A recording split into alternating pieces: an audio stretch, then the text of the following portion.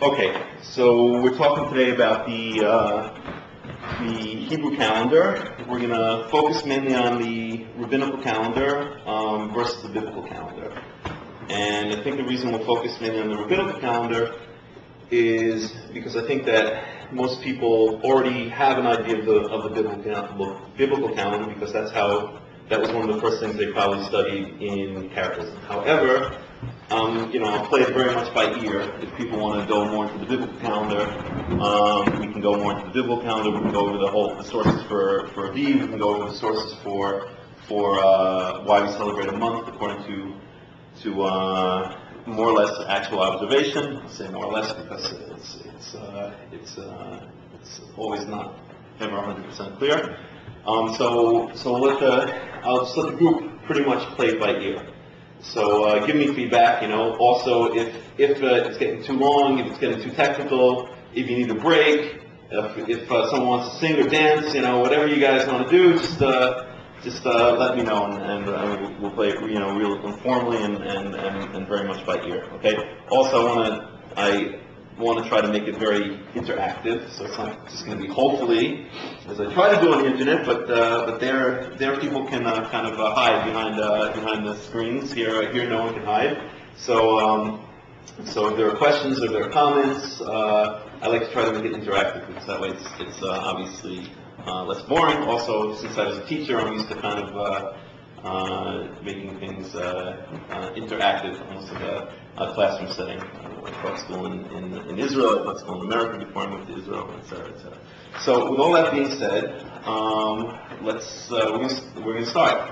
So what we really want to talk about today is the Rabbinical versus the Biblical calendar, and we're going to start with more or less the Rabbinical calendar. But before we even start with the Rabbinical calendar, we're going to start with the idea of a calendar, okay? And I'll throw the question out to the group. What's calendar? Why do people even bother making calendars?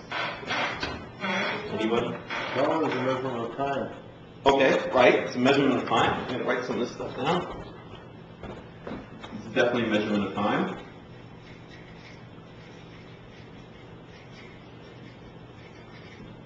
Okay, what else? Why do people make calendars? To measure time. Can we be a bit more specific than that? What kind of time do they generally want to measure? To get to work. What's that? To get to work. To get to work? Okay, yeah, they want to get to work on time. Okay, so... You know how to keep the appointed times of the Almighty. Okay, well that's certainly a reason. That's the main reason. To keep holidays. That's, I would say, one of the main reasons that many people set up their calendars, right, is to make sure that certain holidays fall in certain times, so they can keep track of the holidays. Keep Shabbat. Keep Shabbat. Holiday Shabbat will fall at appointed times. And Yaakov, you said something? It's Yaakov, right? Again, I'm Jack. Jack, okay. To plant crops. Crops, okay. Right. So, okay, anything else that anyone can think of? It's also a record for the whole community to follow as a common timeline for everybody to understand what it is. Good, right, very much so. It's a common record Right. of past and future events, we could say. And future events. Okay? It's basically, as Bill just said, it's a way to stay in sync with everything. So everyone can say, okay, well, this is going to occur on a certain date, and everyone knows that it's going to occur such and such, so they can prepare appropriately. Or this occurred on such and such date, and everyone knows exactly what we're talking about, right? So a calendar is very much it's a community thing, right? If I just lived off in the woods, I probably wouldn't so much need a calendar. I could just look up in the stars in the sky and decide, well, I'm going to plant the crops now, or I'm going to celebrate a certain holiday now, etc., etc. The second we get into an idea of a community doing a thing, then or doing certain things together, then we need some kind of record of this. And in fact, calendar, the word for calendar in Hebrew, does anybody know? We probably got to know this one. Okay? Luach. Right? The word for calendar in Hebrew is luach. And luach just means a chart. Okay? So for instance, in modern Hebrew, the word luach, if you're teaching school, luach just means a blackboard, okay? And if you have if you're working at a company and the time schedules would be put on for the workers would be put on a luach. So a luach just means a chart. So calendar is a type of a chart, at least in the Hebrew meaning of the word, right?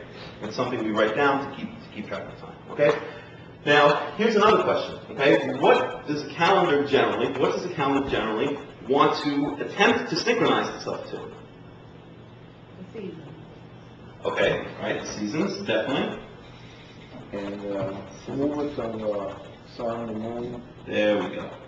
So Sam, you hit it right on the movements.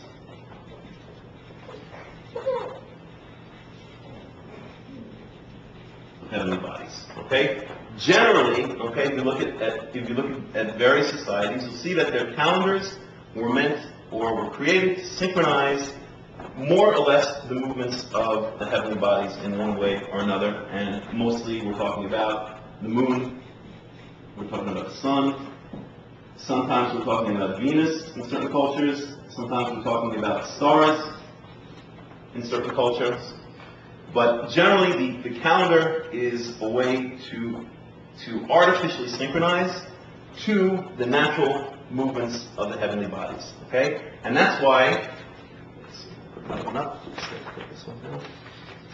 And that's why a lot of times the calendar year is called the artificial year, and the actual year is called the natural year. Okay, so a calendar may say, okay, 1 year is, let's say in the Gregorian calendar, 1 year is a little bit less than 365 and a quarter days, and that's the artificial year. The calendar is saying every 365 and 20.24 something days, that calendar repeats itself. That's 1 year on the calendar. Okay? But if you actually go out and you measure the actual movements of the astronomical bodies, or if you gauge that actual year by the movements of the astronomical bodies, you'll see that it's not exactly the same. Okay? So you have the artificial year, which is the calendar year, and you have the actual year, which is the year that we could say that God, that Yehovah, places in the heavenly bodies. Okay? This is the calendar. And this is, for lack of a better word, we'll say this is Yehovah's year. Right? And the accuracy of the calendar, can be judged by how close the artificial year comes to the actual year. Okay? A better calendar. Did you have a question? Oh, okay, I'm sorry. The calendar year, the artificial year, tends to replicate and predict and chart the year or the month or the day or whatever it's trying to chart. It's trying to chart some movement or some measure of time, and the actual year has its actual measurement of time. And the better that the calendar is, the closer that these two values are. Okay, and that's always been the struggle with calendars that use predictions of what the year is going to be. So you have a concept in just about every single calendar, except calendars that go by actual observation. It's called calendrical drift.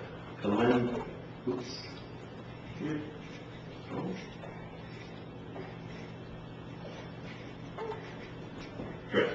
Okay? Whereby the calendar says, again, a month is such and such amount of time, and the actual month is a little bit more, a little bit less. And the year is such and such amount of time, and the actual year is a little bit more or a little bit less. And why does this happen? And we'll talk about this in much greater detail. This happens because the motions of the heavenly bodies are not so simple as we would like them to be. Okay? The motions of the moon around the earth are very complicated. The motions of the earth around the sun are very complicated. The motions of the solar system around the galaxy are very complicated, and all these are constantly coming together in very, very complex interactions. Okay, so one thinks that for instance, if this is the sun and here's the Earth, that the Earth is just kind of going around the sun like this. But that's not really the case. Okay, first of all, the Earth is off the side a little bit. It doesn't follow a circular orbit. It follows an elliptical orbit. So I'll turn it this way. So it's not going in the circles. First of all, it's going in ellipse. Okay, and when it's going in the ellipse, it's not just going straight like this. It's actually kind of slowly spinning on its axis. Okay, and as it's spinning on its axis, it wobbles a little. And as it wobbles a little, the whole orbit kind of moves around as well. So you have instead of just a simple thing like this, you have this kind of very, very complicated motion of the Earth around the sun. And at the same time, the moon is doing that around the Earth, and the sun is doing that around the solar system, or I'm sorry, around the galaxy, etc., etc. So the motions are very complicated, and therefore they become very difficult to predict accurately and exactly over long periods of time. So what's going to eventually happen is that we as human beings who set up our artificial year or artificial month or whatever the case may be, it doesn't only have to be a year, it could be a month, it could be a day.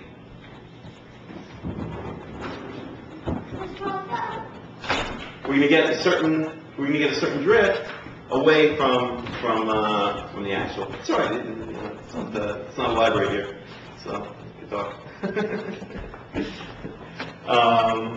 So I hope that the point is pretty clear. Any questions so far? Any comments? If you have a question now, my answer may be hold off, because we'll cover that in detail. Okay? What's that? Okay, very good. Okay, so the first thing we want to talk about is just very briefly. I want to go into some different types of calendars, so we can see what we're talking about. Okay. There are generally three main types of calendars among cultures. One is a lunar calendar. One is a solar calendar. And the third is, anybody know? It happens once in a while, but it's rare. Okay? Say again? Exactly. A lunisolar. A lunisolar calendar. Lunisolar? Yep, that's what they call it. Okay? Or in Hebrew it would be snow. It would be Eluach, Yapi, Shimshi. Okay? Calendar of the moon and the sun. Okay? So basically, a lunar calendar tries to stay synced with the actual phases of the moon. A solar calendar tries to stay synced with the actual seasons of the year. And a lunar calendar takes upon itself the very challenging goal of trying to stay synced with both at the same time. Okay? And that's where we run into a lot of problems with the Hebrew calendar. And we'll see exactly what those problems are. Okay? Can someone give an example of let's start with the easiest, the solar calendar. Anyone know any solar calendars? The one we use now in society. Exactly. Gregorian. Exactly. The Gregorian calendar is a solar calendar. Okay? What's the attempt of the Gregorian calendar? Okay? If I say the date June 30th, okay, everyone can tell me that if we're in the northern hemisphere, then it's going to be hot outside or it's going to be cold outside. It's going to be hot outside, right? If I say October, what's today? Whatever it is, October 5th, okay? Everyone knows the leaves are probably going to be falling, at least in certain parts of the country, okay? And no matter what year, I can go 1,000 years into the future, I can go 1,000 years into the past, I can go 3,000 years into the future, 3,000 years into the past, and I know that October 5th is going to mean leaves are falling, and I know that June 30th is going to mean hot outside, right? And it's never going to change over time, because this solar calendar, the one we use, the Gregorian calendar, is designed to stay in sync with the seasons, which means in astronomical terms, in sync with the position of the Earth around as it orbits, as it revolves around the sun, orbits around the sun. Okay? Someone give an example of the lunar calendar. The Muslim calendar. Exactly. Good. The Muslim calendar is a classic example. Okay? Chinese calendar. Year of the dog and all this kind of stuff. You've all heard of that, right? Well, the years aren't the lunar part of it. They just mark the years, but the actual way the months stuff is also a purely lunar calendar. I'm sorry, lunar solar. Okay, we'll just focus on the Muslim. Okay, so the Muslim calendar is a purely lunar calendar. Okay, what does that mean? It means that it doesn't. It tends to stay in sync with the position of the moon around the Earth, or the phase of the moon, would be more accurate. Okay, position of the moon around the Earth with respect to the sun, but it doesn't try to stay in sync with the seasons, with the position of the Earth around the sun. Okay, and if you have ever lived in any Muslim cultures, which I have, I've had the pleasure of living among the Muslims in Israel, not in their communities, but certainly sharing, unfortunately, the same land with them at this point. And you see that their main holiday, Ramadan, occurs at a slightly different time each year. In fact, each year it drops back about 11 days in the calendar system. Okay, so this year I think it's going on right now. Right now is Ramadan. In fact, whatever his name is. Right. Didn't he promise a big present for Israel, a big surprise for Israel on Al-Quds Day, which is the end of Ramadan. So Ramadan is now falling in October until the middle of October. Next year it'll end at the beginning of October. The next year it'll end in the middle of September, and then towards the beginning of September, and it'll fall back each year by approximately 11 days. Okay? Why? Because it's a purely lunar calendar. Okay? It doesn't make any attempt to stay in sync with the seasons. Okay? And I can look up the exact source. Actually, the Muslims originally had a luni-solar calendar, but Muhammad in the Quran, in certain verses, which are generally attributed to be some of the last verses he said before he died, he came out strongly against the idea of a luni-solar calendar. In other words, of adding leap months to try to stay in sync with the seasons. He said that it goes against God because it throws everything out of sync. Well, we know from the Tanakh and from the Bible that's just the opposite, right? We're required to keep the Passover in the month of the Aviv, and that can't drift to another season. But Muhammad, who had actually been doing that, or I don't know what he's been doing, but the Muslims had been doing that, actually came out against doing that at the end of his life, and that's why the Muslims to this day have a purely lunar calendar. Okay? So what is the advantage of a purely lunar calendar? Okay? A purely lunar calendar makes no attempt, as we said, to stay in sync with the seasons, but it makes a very precise attempt to stay in sync with the phases of the moon. Okay? So whatever the month is in the Muslim calendar, if I say it's the first of the month, then I know exactly what phase of the moon I'm in. Okay? I look outside on the first of a Muslim month, and I know that I'm going to have my more or less new visible crescent moon. It depends. In different Muslim countries, they do it slightly different. Okay? If I look out on the 15th of any Muslim month, then I know I'm going to see a full moon. And if I look out on outside on the 22nd of a Muslim month, then I know I'm going to see the waning quarter, and so on and so forth. Okay?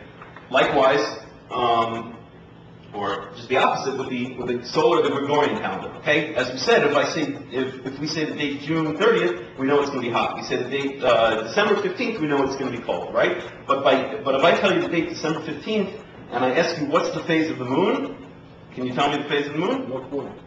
No clue whatsoever. The Gregorian, the solar calendar, doesn't make any attempt whatsoever to stay in sync with the phase of the moon. December 15th can be a full moon, it can be a new moon, it can be a waxing quarter, it can be a waning quarter, whatever it is, and it changes from year to year, right? Okay? Now we get to luni-solar calendar, okay? The luni-solar calendar makes the, as we said, ambitious attempt to stay synced to both these cycles, okay? And in so, you basically have two kind of interlocking cycles. You have a approximately 29.5-day lunar cycle. That's how long it takes for the phases of the moon to go through one cycle, approximately, right? And you have an approximately 365 and a quarter day solar cycle, right? So you have the lunar cycle and you have the large solar cycle, and these cycles somehow have to work together, okay? And the calendar has to accurately represent where we are both in the solar cycle and where we are in the lunar cycle if it wants to be a luni-solar calendar, okay? And that's where the challenge comes in, and that's what the rabbinical calendar attempted to do. And in all honesty, did a very, very good job of it. If people think I'm going to sit here and bash the rabbinical calendar, they're incorrect. The rabbinical calendar was very, very brilliantly figured out, not by the rabbis. It was all the measurements and all the ways that the rabbis used to form their calendar were very much well known in the surrounding societies, in the ancient societies of that region. So it wasn't due to any necessarily genius of the rabbis per se. It was due to the general astronomical knowledge of the time, but the system that they did come up with and the system that they use is a very intricate and a very brilliant system, and it does its job relatively well. Okay, it more or less stays synced to the phases of the moon, and it more or less stays synced to the seasons of the year. Okay, but it doesn't do it perfectly. Okay, and over time, remember we spoke about the idea of calendrical drift. Okay, any calculated calendar, okay, any calendar that tries to make predictions or tries to go according to certain rules and create an artificial year is eventually going to be subject to calendrical drift, okay, because it's not going to be able to accurately model the exact movements of the heavenly bodies, and that becomes apparent over time. Okay, over time, the artificial measure of time, whether it's the year, the month, etc., is going to drift from the actual measure of time, and the little drift that happens each year or each month is going to compound over time, and then you start seeing noticeable differences, and then people start saying, well, this calendar is off, we need to make a change. Okay, and that happened in the case of the Gregorian calendar, right? I'm sure people know about the Gregorian and the Julian calendar, right? Up until I think it's 1582. Up until about 1582, the Christian world used the Western world used the Julian calendar. Okay, the Julian calendar predicted, or according to its calculations, has a year which is exactly 365 and a quarter days long. Okay, but the actual year, is a little bit less than 365.25 days. So what happened is that the Julian calendar kept on jumping ahead. Okay. And hold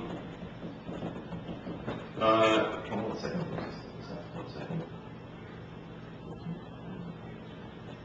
Okay, right. The Julian calendar kept on jumping ahead. Okay, at any rate, it doesn't matter. The Julian calendar got off track, and at some point around the year 1582, if I remember correctly, the Pope decided, or he issued a papal bull, I think they call it. Isn't everything that's papal, isn't it already bull? So I don't know why. Anyway, he issued a papal bull, and they switched over from the Julian calendar to the Gregorian calendar, which was meant to be more accurate. Okay. And that was exactly because of calendrical drift. Okay, the Julian calendar had, that's why I have to think it out in my head again, whatever, it had actually fallen back, and then they added, if I remember correctly, 11 days, they added an extra 11 days, and then they instituted the Gregorian calendar, which was meant to be more accurate and have less calendrical drift. Okay? So any calendar, whether it's lunar, whether it's solar, whether it's lunisolar, if it goes according to some kind of predetermined calculation, then it's going to be subjected to calendrical drift. Okay? Let's contrast this with the calendar based on observation, right?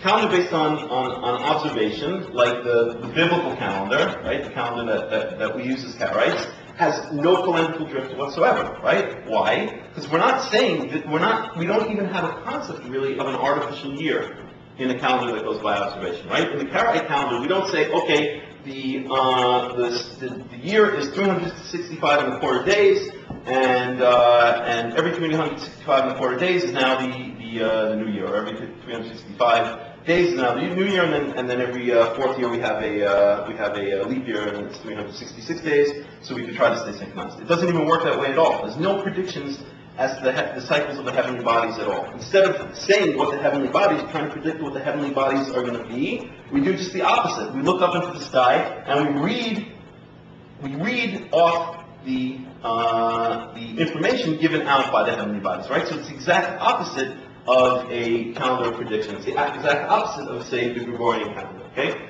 In the biblical calendar, no attempt at predictions are made whatsoever, okay? We look up, and when we see the new moon, that's the beginning of the month. When we see the Aviv, when we see the barley ripen to a certain degree, then that's the beginning of the new year, okay? And if things drift off, then the natural phenomena of the physical world will always correct us, right? Is everyone clear on that, or should I go into that a little bit more? Because I think this is a point probably most people know because of your knowledge of Karaism, but if anyone wants me to go into that a little bit more, then I will. Does anyone need me to go into that a little bit more, or is that's pretty clear? Okay. Okay? So that's the difference. We have on the one hand a calendars of prediction, whether they're lunar, solar, or lunisolar. On the other hand, we have calendars of observation, which in the case of the Karaite or the biblical calendar, whatever we want to call it, it's a calendar of observation, right? Is it a lunar calendar? Is it a solar calendar? Or is it a lunisolar calendar? The Karaite calendar or the biblical calendar? Lunisolar. Lunisolar, right? What sinks into the lunar cycles? What's that? To the lunar cycles. It's a monthly cycle. The months, right? When we see the new moon, that's what sinks into the lunar cycle. Okay? It's never going to drift off because I know I walk outside and when I see that crescent moon, okay, that's the beginning of the month. So it's never going to waver from that because that's what I'm looking for. Okay? What sinks into the solar cycle? Right? Which in our case is the Aviv, right? It's never going to drift off too much because if it starts drifting too much, okay, then Bill, 1 second, okay, I'll answer your question. Then the Aviv will get it back in line because I know that the beginning of the new year has to occur when I see the Aviv outside. So it'll never the beginning of the year will never drift off very far from the Aviv. Okay? Yeah. Question. I think Jack had a question before. Okay, Jack, question? What that means, district to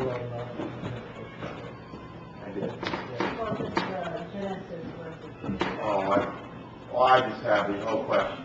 you resolve that, or that's Well, do you want me, I mean, I don't know how, this isn't. Ask it, and worst comes to worst, as I said, I may say we'll talk about that later. Yeah, we'll talk about that later. Okay. Bill, do you have a question?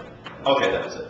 Okay. But the disadvantage of this calendar is that there are times we cannot predict when holidays are. Absolutely, right? That's the disadvantage of the calendar of observation, right? If we don't know when we're going to see the new moon, right, as let's say the ancients did, and check it in 1 second, and now we know much better because their calculations are much more accurate. But if we don't know, then we can't say something like I will meet you on the we'll meet on the 15th of the third biblical month. That could fall out on, let's say, a Wednesday, or could fall out on Thursday, depending on when we've observed the moon, right? So there are a couple solutions to that. Okay, one solution in certain was suggested by Nehemiah, and I didn't really look into it myself, but he says that he claims there's a possibility that there may have been another calendar that was used, which was actually kind of just a chronological calendar, okay, where it went day by day, and didn't even attempt to sync itself to the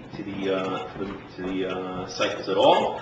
And another possibility is you could say something like this: I will meet you on the second Thursday after the new moon of the third month, and more or less you're going to get the same date unless you're right on those monthly boundaries. So there are definitely ways to get around If it. it's concerning Chag HaMatzot, it can be 1 month now. Say again? If you, like I've had occasion where Rabbinical ask me, when is the Passover? And we don't know if it's a week, and I don't know if it's going to be in 1 month or a month later. Right, sure. So it's not just a day or two. Right, that's right. In the case of the Passover, it could be. That's right. In the case of the Passover, it could be a month difference. So again, there has to be some kind of other system of counting, which is used to set exact times when they're not supposed to be based on the cycles of the moon and the sun. Jack, you have a question? Well, the person on on the computer, Uh-huh. when people ask questions, can you repeat their question and then Sure. answer it? Sure, absolutely. Is So there a question? whatever question people ask, Oh, so that people on the InSpeak can I know, got you. know When the that. person asks a question here, to repeat the question before I answer. Yeah. Oh, understood. Will do. Okay. Okay, any other questions at this point? Or any other comments? Okay. Okay, so, let's see, let me just open up. Let me just open up. No, but he looked it up. I know that, but I'm just trying to, it was like, well, You can just see, like,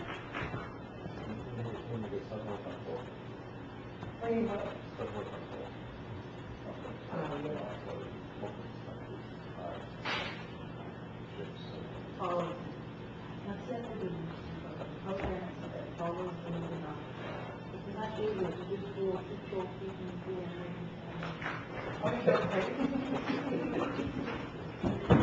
How about tackling and get a pole or something? He would know what to say. Couldn't stop. He'd be like, somebody's talking about him. And that is not. Yeah. Yeah, some people use that kind of answer, and it's really neat for the Okay. All right, let's talk a little bit now about, I just want to do a kind of overview of lunar and solar astronomy. Okay, so you can see where the problem arises from. So, is the Karaite scriptural calendar mostly an observed lunar calendar? To be precise, it's an observed luni-solar calendar. It's an observed luni-solar calendar. Okay, that's what the Karaite calendar is. Again, for lack of a word, the Karaite or biblical calendar is more constant. And the rabbinical calendar is a calculated luni-solar calendar. Okay, so biblical calendar is an observed luni-solar calendar.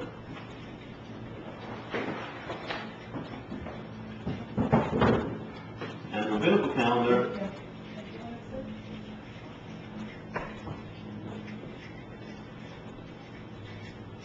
is a calculated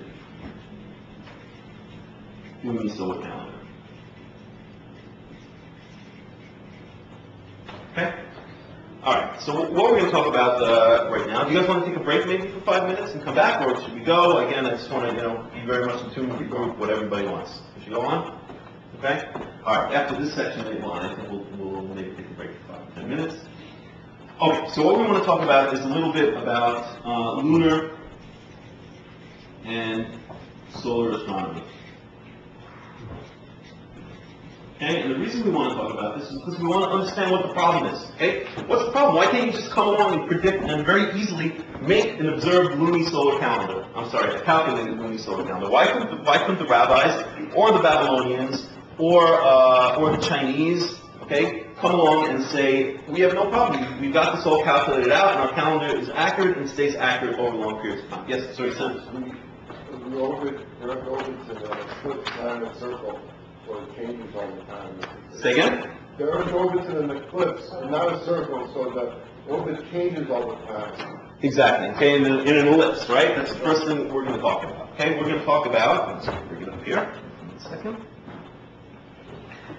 We're going to talk about Kepler's 3 laws, okay?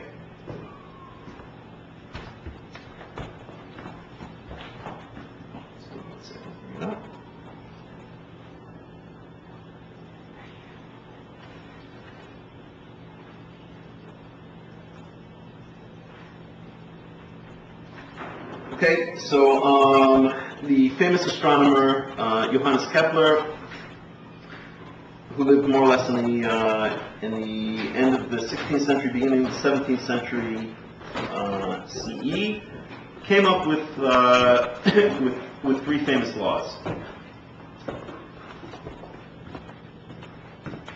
and they're called Kepler's laws of planetary motion. Just bring them up here.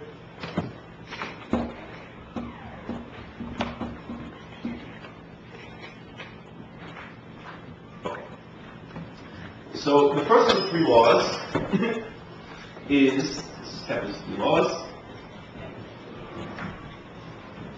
Planetary motion. First of the three laws, okay, is that all the planets revolve around the sun, not in circles, as many people have thought beforehand, but in ellipses. Okay, planets revolve around the sun in an ellipse. Okay, so for instance, if we were to take the Earth-Sun system, here's the sun. Okay, and this is what people thought before, not that long before, because obviously first they thought the Earth was at the center of the universe, okay? But at a certain point, when the heliocentric model of the solar system began to gain popularity, people assumed that the planets moved around the sun in a circle, but it turns out that's not the case. Okay, what do they actually do? They move around the sun in an ellipse. So really, it doesn't look so much like this as it does like this. I'm exaggerating it. Okay, but that's what the orbit of the Earth around the sun looks like. Okay, and the sun is at what's called the focus of the ellipse. Okay, I won't get into all the details of ellipses. Maybe some of you remember the high school mathematics. Okay, the focus of an ellipse is one of the primary points for determining the actual shape of the ellipse. And the Earth and all the planets go around the sun in an ellipse rather than in a circle. Okay? That's the first of Kepler's laws. The second of Kepler's laws is called the law of equal areas. And we'll see why this is very important.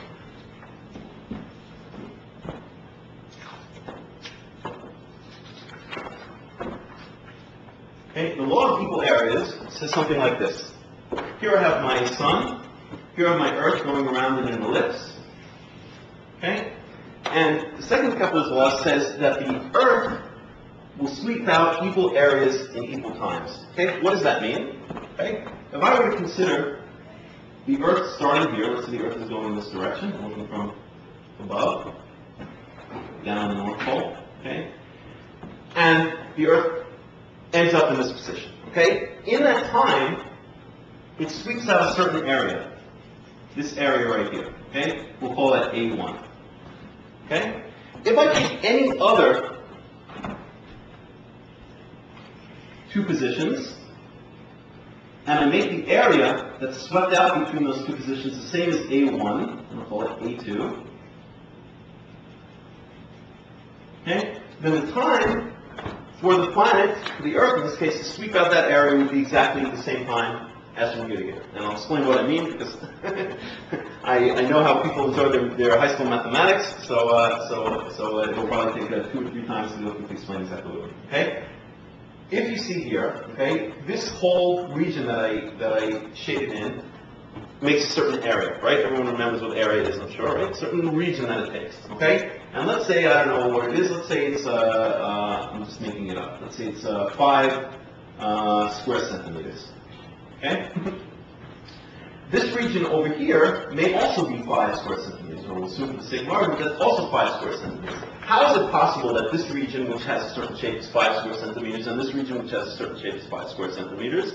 Because they have different lengths and they have different widths, right? The area, in the end of the day, is more or less a function of length and width. Okay? So here it's wider, but it's shorter. Here it's skinnier, but it's longer. And when you calculate the area, both of these areas are the same. Okay, everybody with me so far? Okay?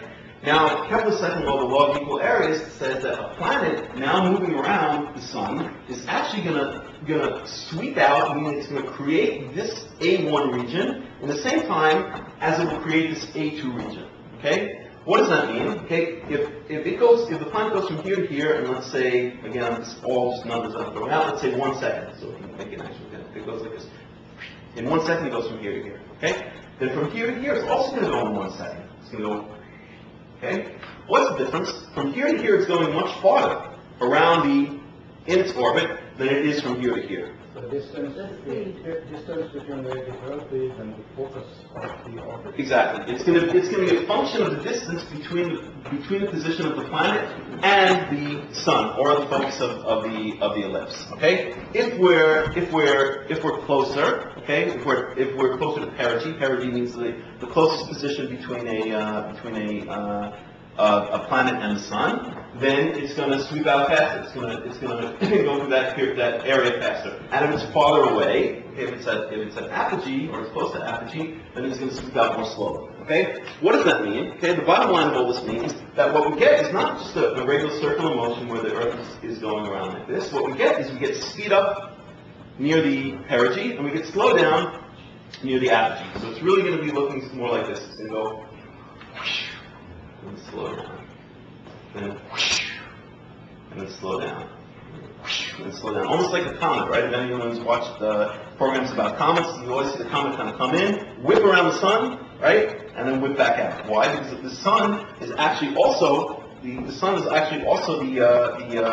focal or the focus of an ellipse on which a comet is. The ellipse just happens to be extremely large. Okay.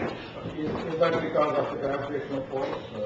Everything is because of the gravitational forces, right? And that's what Newton came along later, and then he developed the law of universal gravitation, which said that what's really going on is you have two opposing forces which are causing essentially all the orbits and all the motions of the planet, right? You have the gravitational force, which is a force of attraction, okay, and you have the inertial force, which is a force it's a force that wants to allow the planet to keep its or any heavenly body or any body to keep its same velocity, right? So inertial force means that if I give this tape thing a push, it keeps on going in the direction I pushed it, right? What slows it down? In this case, what slows it down is friction, right?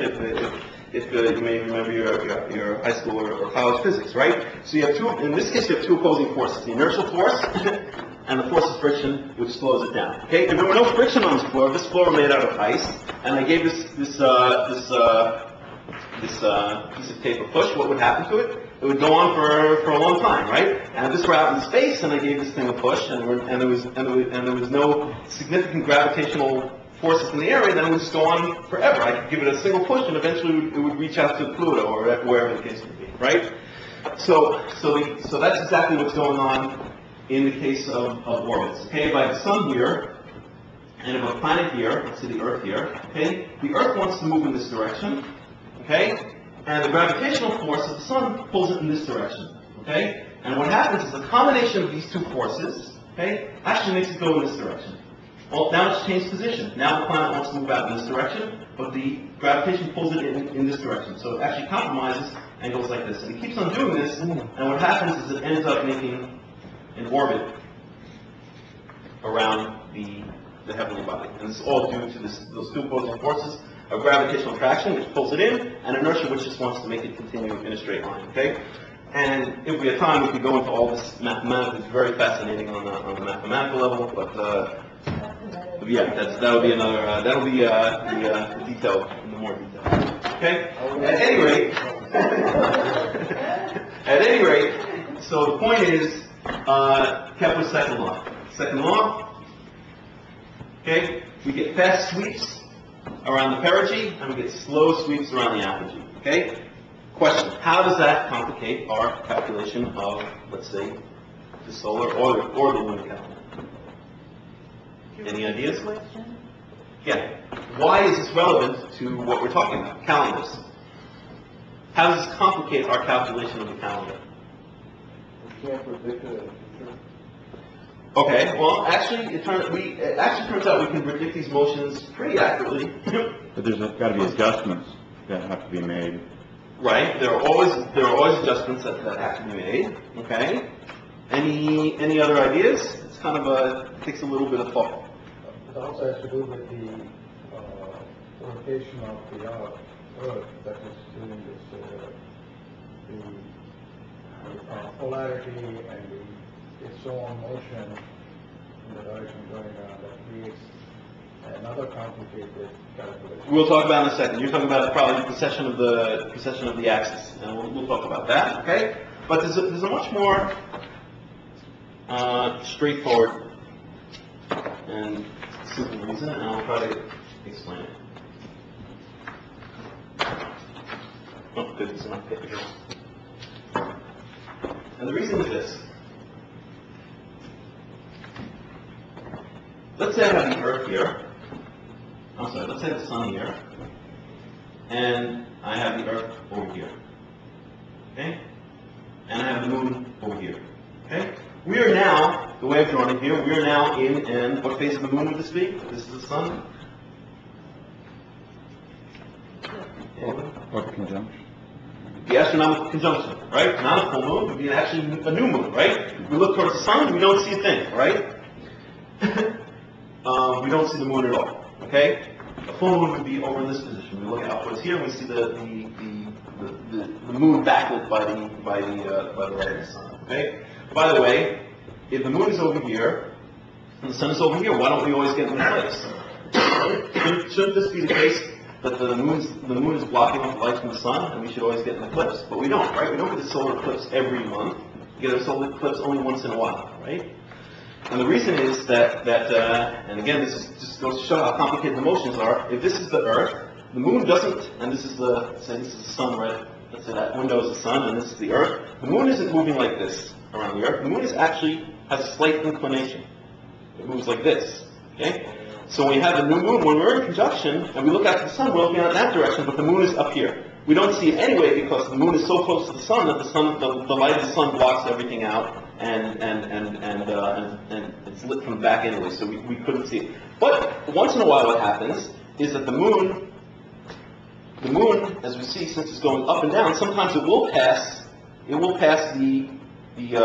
line of the Earth, okay, what's called the ecliptic. Okay, it will pass the line that connects, or the plane that connects the sun with the Earth. And if that happens while the moon is in front of the Earth, or between the Earth and the sun, that's when we'll get our solar eclipse. Okay, so we have something like a situation like this where it comes down, and just as it comes down, it knocks into position between the Earth and the sun. That's when we're going to get our solar eclipses. Okay, but getting back to this. Okay, so we have a situation here where this is the sun, this is the Earth, and this is the moon. Okay, we're talking about astronomical new moon. At this point, again, if we're doing this in 3D, the moon wouldn't be right on this ecliptic plane. It wouldn't be right on the plane between the Earth and the sun. It would be up a little bit or down a little bit.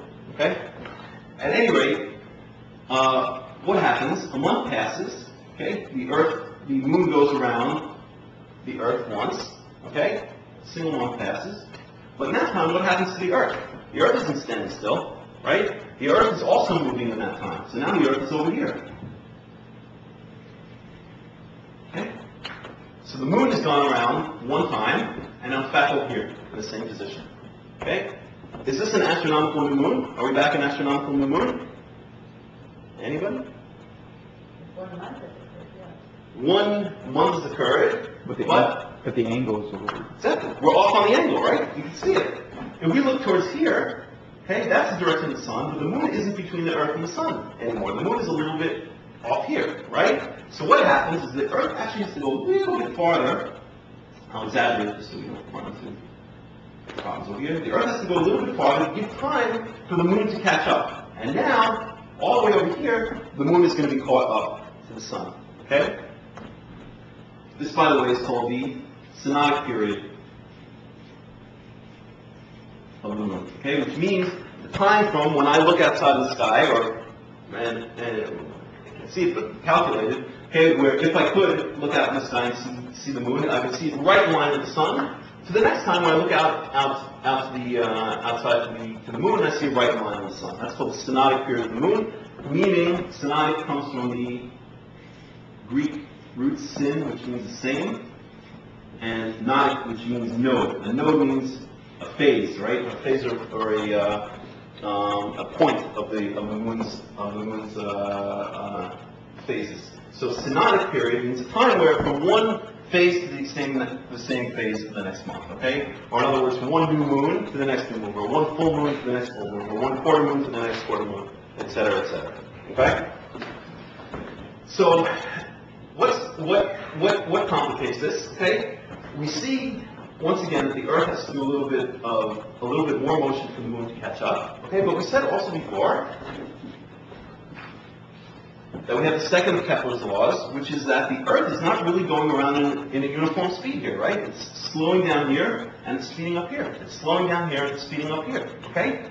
So let's say you had a case where it was moving at a very slow rate. Okay? The Earth goes from here to here. Okay? And then it needs a little bit of extra time for the Moon to catch up, to get it back into conjunction with the Sun. But since it's moving slow, the Moon doesn't have to catch up that much because the Earth hasn't changed position so much in that 1 month, right? Is everyone catching on? Okay. But if we're over here, okay, the month passes, the Earth goes from here to here, and it's moved a heck of a lot around the circle, right? It's going pretty fast around here, and now the Moon has to take more time to catch up, okay? And so you get each month the catch-up time that the Moon has to do changes depending on whether the Earth is moving slowly around the Sun, if it's in apogee, or whether the Earth is moving quickly around the Sun, if it's in perigee, if it's closest to the Sun or farther away from the Sun. Okay? Again, if the Earth is moving slowly around the Sun, then the Moon has to play less of the catch-up game. And if the Earth is moving very quickly around the Sun, then the Moon has to play more of the catch-up game. Okay? Is that clear to everybody? Okay? And that's one example of many examples of what makes these calculations so difficult. Because this synodic period of the Moon changes each month. Okay, it's going to be shorter at apogee. Apogee means where it's farther away. I always remember because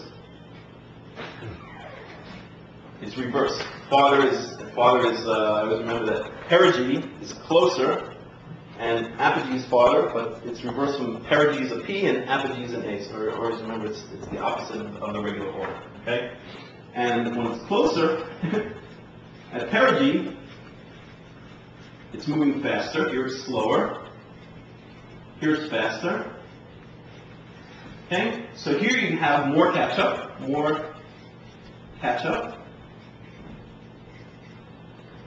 And more mustard. And here you have less catch-up. Okay? And therefore, the synodic period of the Moon is going to be less here, and it's going to be more here. The time that I see one new moon until the time I see the next new moon is going to be faster at perigee, and it's going to be more at perigee, and it's going to be less at apogee. Okay? Is that clear? Everybody understand that point? Okay? What does that mean? I'm going to bring this up.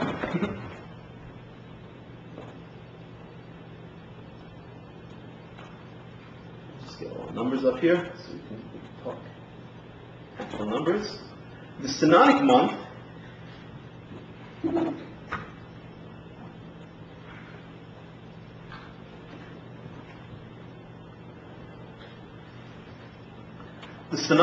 the time from one new moon to the next new moon, or one full moon to the next full moon, could be anywhere from 29.27, which is about 29.25 days, synodic period,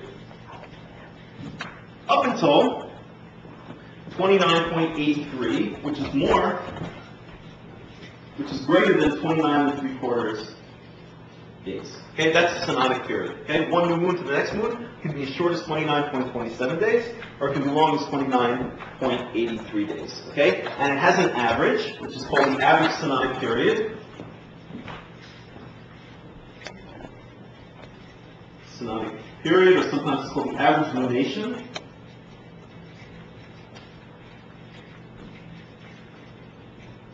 Okay, which is going to be somewhere between this minimum and this maximum. And that average synodic period, or average lunation, as calculated, oops, where did we go here?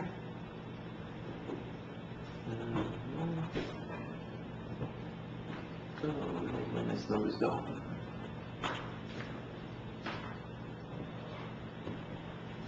Here it is. So the average synodic period is going to be 29.530588 days. 29.530588 days. okay? Which we can see is more or less in between, right? If this is 29.25, and this is a little bit more than 29.75, 29.53 is about 29.5. It's a little bit more than 29.5 days, right? So this is the average synodic period. This is the minimum synodic period. This is the maximum synodic period, and this will change over time as well. In another couple thousand years, these values will actually change, because not only are things changing in space, they're also changing in time. Okay, the changes are minor. Okay, what actually is happening is the moon is actually pulling away from the sun by a couple centimeters every year, and when it pulls away from the sun, it actually slows down the orbit. So these numbers are going to go down over long periods of time. It's minimal, but the point is that everything is constantly in flux. Everything is constantly changing, right? You look outside, or go for a walk in the woods, and you see that nature's not standing still. It's constantly changing. Things are growing and dying and being born and changing color. And yes, Bill. The elevation of the orbit also changes, right? Not always constant elevation. You're talking about the elevations of the moon's arc? Yeah, the moon's arc and the sun, Earth's arc around the sun is always in a flux. It's not just a straight line, fixed orbit. Right, I hear what you're saying, okay, and we have to be careful. We will talk a bit more about that, okay. The inclination of the moon's orbit with respect to what's called the ecliptic plane, the sun's plane with the Earth, is approximately 5 degrees. Okay, it's slightly elevated by 5 degrees. Okay, but that number is not changing. Not that I've read, not the research I've done. But what does change is because it's going up and down, the angular position of the moon above the ecliptic is constantly in flux. And that's what I was saying before. If we get a situation where the angular position of the moon with respect to the ecliptic is 0 degrees, meaning the moon is on the plane which connects the sun and the earth, then we get a solar eclipse. Okay, if it's up or down, then we don't. And that's constantly changing because the orbit, the ellipse of the moon around the earth is changing on its axis as well. Okay, so the moon is not just going around like this. It's almost like, remember this game Spirograph, right? It kind of goes around and around and around, so it's constantly changing. It's always on 5 degrees, but the orbit is rotating, and sometimes it will just get in line with the sun when it happens to be right on the 0 position, and then you'll get an eclipse, and sometimes it will be above, and sometimes it'll be below. Okay? Yes, question. Are you taking questions? Yes, ma'am. Certainly am. Okay, Caleb asked what's the practical relevance, but I know it as asking the same question for this physical lesson. Okay, yeah, that's. We're getting to that. That's going to be the main thrust of this. I see everyone's impatient like that. But what is? Let me answer the question now, and then I'll say that this is going to be the main thrust of what the lesson is all about. Okay. The answer to the question is that because these periods are different, because the synodic period of the moon is different, for an example, and other periods are different as well, okay? Because the synodic period of the moon is different each month, okay? Whenever someone attempts to set a fixed calendar, they run into problems, because they can't say, okay, the time from this month to the next month is exactly 29.5 days. It's not. First of all, we see it's even on an average 29.530,588 days. It sort of makes things complicated. But then each month, it may be more than that, or maybe less than that. So any kind of simple calculation in setting up a calendar is not going to work. Or it may work, but it's not going to hit everything exactly. Okay? So the bottom line is, the calendar tries to set up a practical system for man to make predictions about astronomical events and stay in sync with those astronomical events. Okay, but in practical application, it's very difficult to do because the heavenly bodies are not moving around in simple motions. They're moving around in very, very complicated motions, and that's what ultimately causes calendars to not be accurate to begin with, and then to even suffer from calendrical drift over time. And that's why, and that's exactly why a calendar of calculation, such as the Rabbinical calendar, is a less viable calendar. A calendar of observation is a more viable calendar. And that's the bottom line to this entire physics lesson. Okay, I hope I answered the question. I Okay. answered it. Should we take a break I think we should take a break maybe for 5 minutes? Okay? Yeah, or a little bit longer, if you want to answer a little bit of questions first. Sure, you guys answer questions, we'll take a break for... You want me to pause it? No, well, what I want to do is answer questions, and then we'll take a break for lunch. Sounds good? I wanted you to get kind of close to the end of the tape, and then so if you want to go ahead and stop and answer questions now, for about, 15, 20 minutes, and then we'll stop the tape, and we'll take a break for lunch, and then come back. Okay, why don't I answer a couple questions, and then we'll take the break, and then we'll come back. Okay.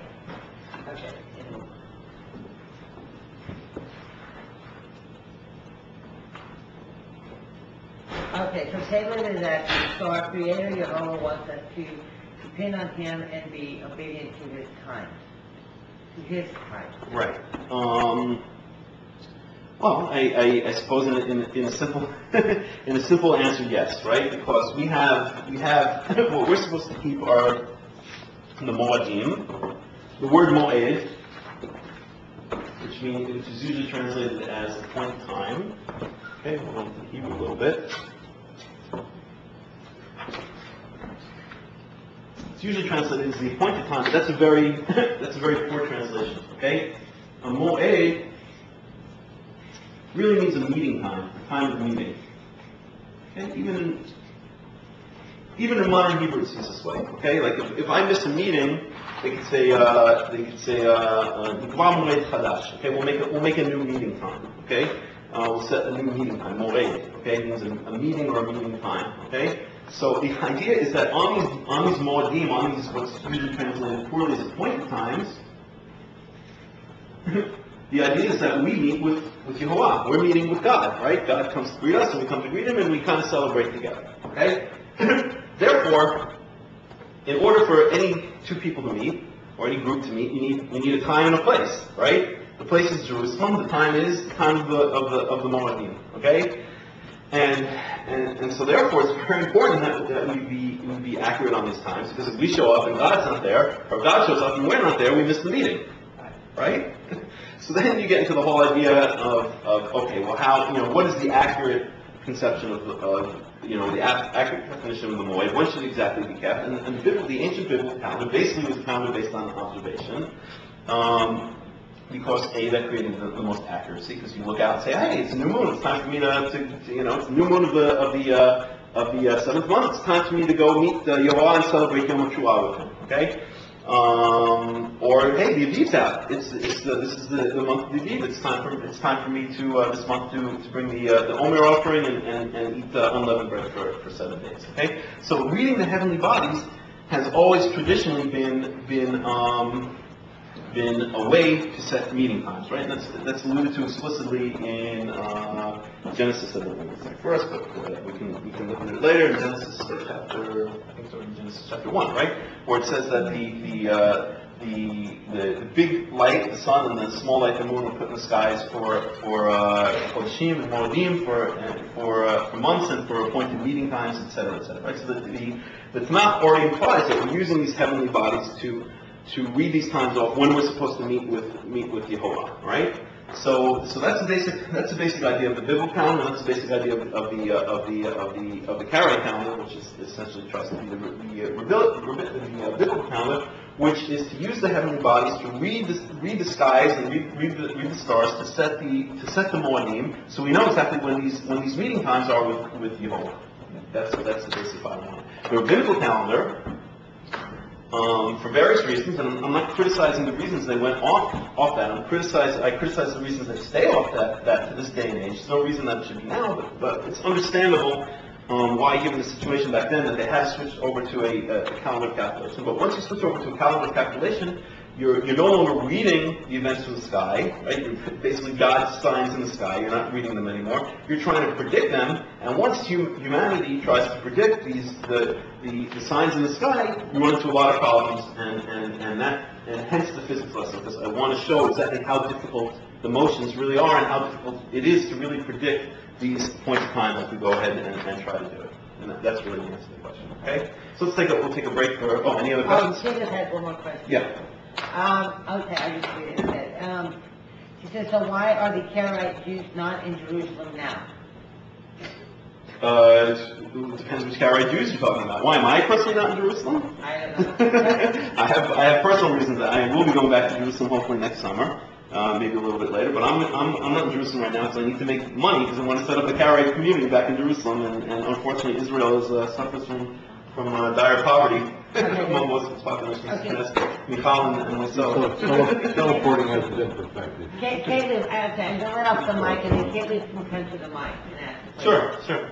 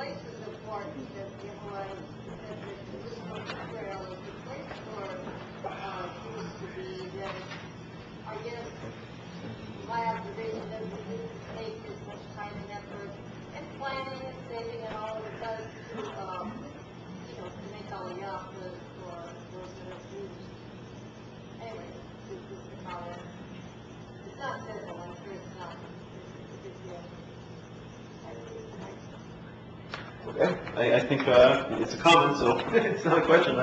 So I won't answer it, but I'll say I think it's an excellent point, and I think that at some point in the future, those who are really serious about being part of the nation of Israel have to live in Israel, and I think that at some point becomes a litmus test. Okay, if not at this moment, but at some point, someone's willing to pick themselves up as say Ruth did, right?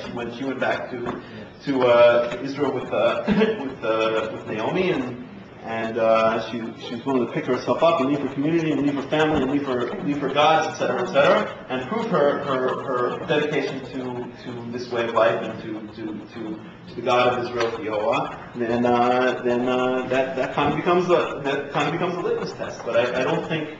On the other hand, in the case of Caleb, I don't think that she said it's not easy. That doesn't mean that everyone can just tomorrow pick up and fly the next plane to Israel and set up their lives in Israel, as even Ruth didn't do it immediately. When the time's right, when the place is right, then those who feel the calling will do it, and those who don't may choose to kind of stay in the background and worship Yehovah from afar. It's kind of ultimately becomes individual decision. Any other questions? Okay, so we'll take a break now, and we'll convene afterwards. Yeah? Okay. And if anyone wants to ask questions on a one-to-one basis,